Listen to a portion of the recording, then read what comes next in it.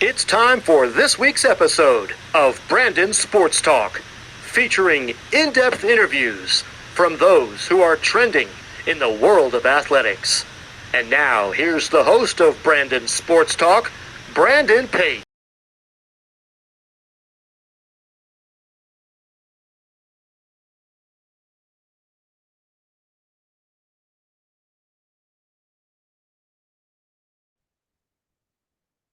Welcome back to Brandon Sports Talk. In today's episode, I have the privilege to interview the UNHI New Hampshire college athlete for women's ice hockey, Chavonne Truter. How are you doing today? I'm good. How are you? I'm doing good. Can you talk about how you knew that you wanted to play collegiate ice hockey? I knew as a kid, when I went through school, my parents honestly told me they can afford to put me through school, like I'd be having student debt. So I put it upon myself to like work hard and like get an opportunity, and then went from there.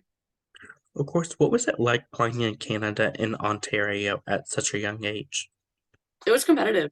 There was a lot of girls in Ontario that are in the NCAA now or in the OUA back home, and it was tough. Like it was a battle, and like we know since we're just Ontario, like we had so many tournaments where like you got to meet everyone from like every organization, so it was fun. How was that experience like playing in the Durham West Junior Lightning? Can you say that again? How was that experience like playing in the Durham West Juniors? I loved my team, but that was probably honestly the best memory I have in hockey. Like it's gonna be hard to top because I have a tattoo based on that team. I have a lightning bolt on my ankle, so maybe if I get a UNH tattoo one day, it could be topped, but I don't know. What is that experience like playing for them and playing in the league of the PWH HPL? Um, it's it's very competitive. You have little rivals going on in between teams. My coach used to coach at Whitby, another team there, so we always had to beat Whitby, and it was always harder, but it was an amazing experience, and I wish I could do it again.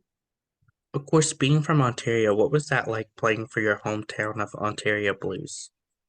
It was fun. I didn't think I was gonna make it because there's like red and blue, so like blue's the second team, and I like was upset when I didn't make red. I was like, no. And then I got assistant captain on Ontario Blue, and honestly, I took it upon myself. Like we tried our hardest. We almost got bronze. We lost, but there was a goal that was scored, but they called off. But we don't need to talk about that. We had we made the best out of it. Of course, how is that like playing for your province of Ontario? It was fun to represent something that like I grew up with like my whole life. It was an opportunity that I think I took and made the best out of.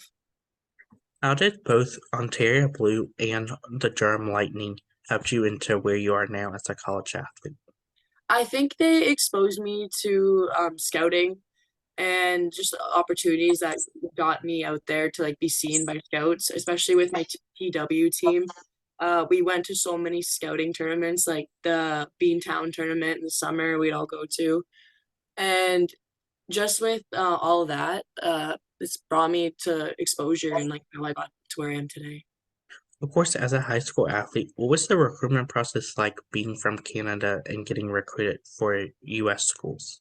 So there's the rules now where you can't be approached until like I think it's like your junior, senior year of high school. But I was approached in grade 8. I was talking to universities about what I wanted to do with my future. And I had to make a decision within grade 8 to grade 9 about where I'm going to go to school. Like I was 14. And I think I made a good decision. Like I love the campus here and I love this education and hockey's another add-on. But I'm proud of myself. I chose a good school at a young age. But I'm happy that they changed the ruling because being 14 and talking to coaches about your future was really intimidating. So I'm happy that pressure's off people. What was that like getting to go visit the schools in the US and get out of the area of Canada? Me and my good friend Brianna Brooks, we did a road to like a tour of like all the schools that we were interested in with our dads. So we spent like more than 48 hours in a car and just drove around. We saw like Brown, Yale, went to all like the Ivies that we always heard about. Like we were young at this point, like we just wanted to see everything. And our friend Ray actually, Ray and Breton went to UNH, so we added it to the list. Like it was an add-on, And then right when we saw the campus, I looked at my dad and I was like, I want to go. And then we talked to coach, and then it worked out, and it was amazing. What was that feeling like when you did go on the campus of UNH and fell in love with the campus? It was just the perfect size. Like it was big enough where like I wouldn't like see everyone like every day, but it was small enough where like my professors like actually know me. Like if I miss class, like they're like, Chavonne, like where were you? Of course, how is that like obviously representing Canada in the college hockey world? I never got to like the big step of representing like Canada. I guess you're right. No, yeah, I am now. I do represent Canada. I think majority of our team does represent Canada. But I respect the American flag and American anthem and being a part of American culture. So it's not that different. I feel like Canadians and Americans are very similar. So I've enjoyed it. What was the what was the change like from going from Canada hockey to the US hockey and the college US hockey? I'd say girls are more like skilled in like stick handling and shooting. And in Canada, it's more physical game and like reading the plays and everything, and it's more like a team base.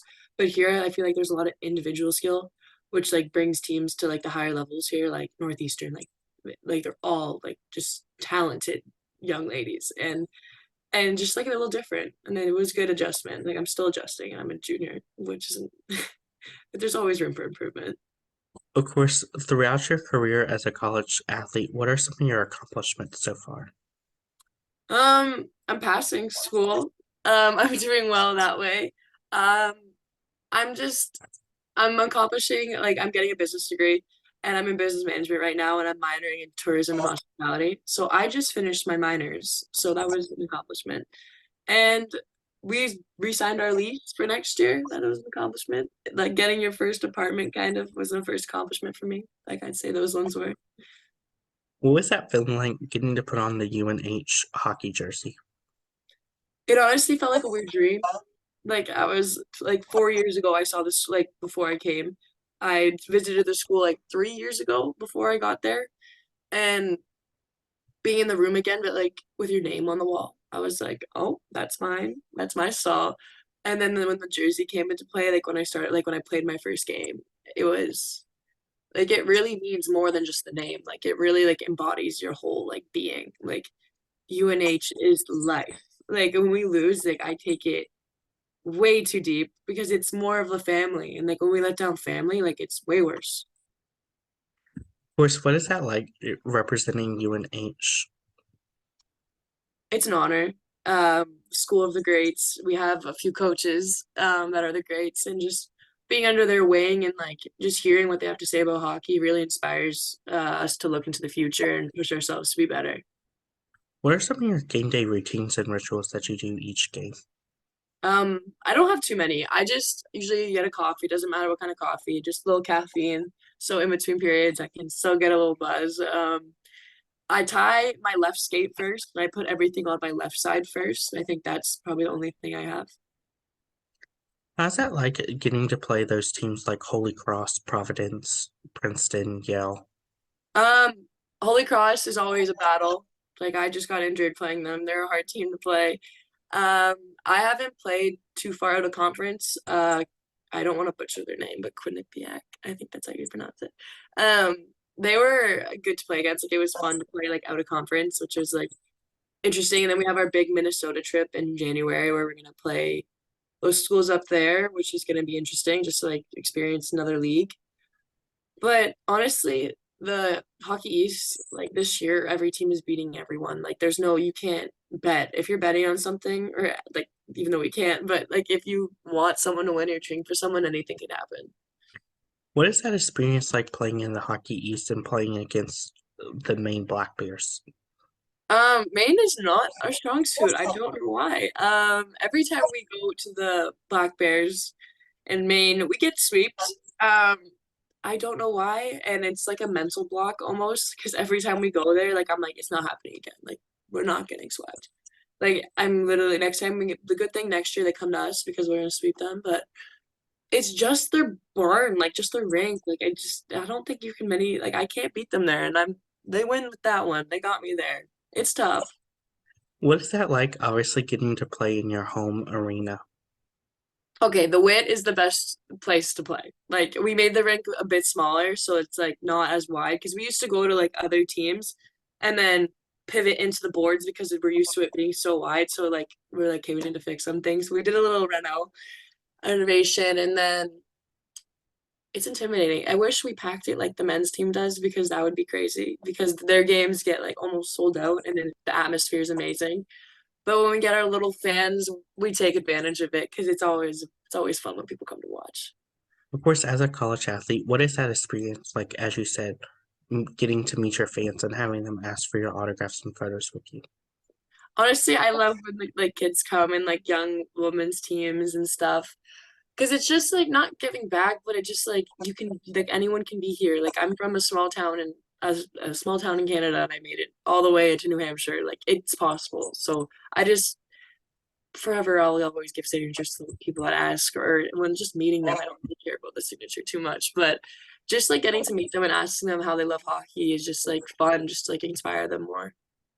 What are some of your future plans in college hockey and moving forward in hockey in general? I'm looking, I don't know about my fifth year yet if I'm gonna do that because school is not my favorite thing in the world. I think I'm gonna go try to go get drafted. I only want to play at Toronto Six if I don't in professional league if I get drafted like near home. But maybe if I got drafted to Boston, but probably not because I really want to go home for a bit. And then if I don't get drafted to like the Toronto Six, I'm looking into like playing in Europe for like half a season just to like get out and experience it. But there is a future for hockey for me out of university. I hope. Of course, what is that feeling going to feel like, obviously, to play professional hockey in Toronto? I just want to experience it, just like seeing like growing up watching the Maple Leafs and like having now like there's like a female baseball league Maple Leafs, like that would be epic. Like just be a part of that and like actually see like where my future could be as a kid. Like I could never picture it as a kid because I would just see men's league. So like all I had was going to school and then maybe playing in Europe. But now I have something else I can look up to. So I'm even looking up to it now and I'm getting old. Of course, who are some of those hockey players in the PHF that you look up to and implement your game after? Honestly, Natalie Spooner is my biggest look up just because I've met her a few times with camps and stuff. But Hillary Knight, honestly, on the American team, like she's a role model. Like she's just so talented, and I look up to her, like how she skates and how she shoots, like all of it. What advice would you give those high school athletes that are looking to play college ice hockey? Go to scouting tournaments. Like ask your parents to drive to the Boston Beantown because that was probably the most exposure I ever got. Like just looking up and just seeing like, oh, like Princeton, Yale, UNH, Maine, like everyone's there, and it's crazy. Like every single one of them is there. What advice would you give those future college ice hockey players looking to play in college? Don't be sad when you don't get played freshman year because it happens to everyone, and it's you go from being like probably top dog or you're getting played all the time in your normal team, and then you come to school and you gotta fight, you gotta work for your spot, and you're gonna be the underdog freshman year. Like you're not gonna get treated like you're something special because you're really just a freshman. So it's hard to accept it and not take it to heart and like affect your hockey, but just don't let it like prove them wrong. Just prove them wrong. That's all. That's great advice. Where can my listeners find you at on social media? My you can find me on Instagram. It's just Chavonne Truter. That's just it. My ad is just Chavonne Truter. TikTok, I don't really use it anymore, but you can follow Emily Reckwood on TikTok. That's like our go-to girl on our team. But that would be it. Thank you again, Chavonne Truter, for your interview and best of luck in your future with the UNI New Hampshire team. Thank you. You can find Brandon Sports Talk on Facebook at Brandon Sports Talk, Instagram at Brandon Sports Talk, Twitter at Talk_Brandon, and you can find me on YouTube at Brandon Sports Talk. Don't forget to like, comment, and subscribe. Thank you again, Chavonne Truter, for your interview and best of luck in your future. You too. You've been watching Brandon Sports Talk. Please feel free to like, share, and subscribe to Brandon Sports Talk on social media and on YouTube.